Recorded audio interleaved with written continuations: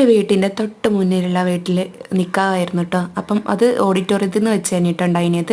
തലേന്ന് നല്ല അടിപൊളി പരിപാടിയും കാര്യങ്ങളൊക്കെ ഉണ്ടായിനി. അതൊക്കെ അവരുടെ വീട്ടിൽ നിന്ന് വെച്ച് ഇപ്പം ഇന്ന് ഓഡിറ്റോറിയത്തിൽ വെച്ചാണ് കേട്ടോ നിൽക്കാനുണ്ടായിനി. അപ്പം അതിന് കൂടാൻ വേണ്ടി പോയതേനി കേട്ടോ.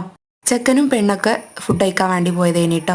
അപ്പം ഞങ്ങളും ആ നേരം നോക്കി ഞാനൊക്കെ വേഗം ഫുഡ് കഴിക്കാൻ പോയി. പിന്നെ അവർ നിക്കാഹ് കഴിഞ്ഞിട്ടുണ്ടെങ്കിലും മഹർ ഇട്ടിട്ടില്ലായിരുന്നു കേട്ടോ. മഹറും മിഠായി കൊടുക്കലും അങ്ങനത്തെ ചടങ്ങുകളൊക്കെ ഉണ്ടായിരുന്നു കേട്ടോ. അപ്പം പെണ്ണിനെ സ്റ്റേജിലോട്ട് കയറ്റിട്ടോ. അപ്പം ഇനി അവരെ ഫോട്ടോഷൂട്ടും കാര്യങ്ങളും മിഠായി കൊടുക്കലും മഹറിടലും ഒക്കെ ഉണ്ട് കേട്ടോ. ഞങ്ങളുടെ നാട്ടിലുള്ള ചെറുവായൂർ പറഞ്ഞ സ്ഥലത്താണ് കേട്ടോ ഈ ഒരു ഓഡിറ്റോറിയം വരുന്നത്. പൊന്നാടി ചെറുവായൂർ കേട്ടോ. അപ്പം ഫസ്റ്റായിട്ടാണ് ഞാൻ ഒരു ഓഡിറ്റോറിയത്തേക്ക് പോണത് തന്നെ. കാണാനൊക്കെ നല്ല അടിപൊളിയായിരുന്നു കേട്ടോ. നല്ല സൗകര്യങ്ങളൊക്കെ ഉള്ള ഒരു ഓഡിറ്റോറിയമാണ് കേട്ടോ.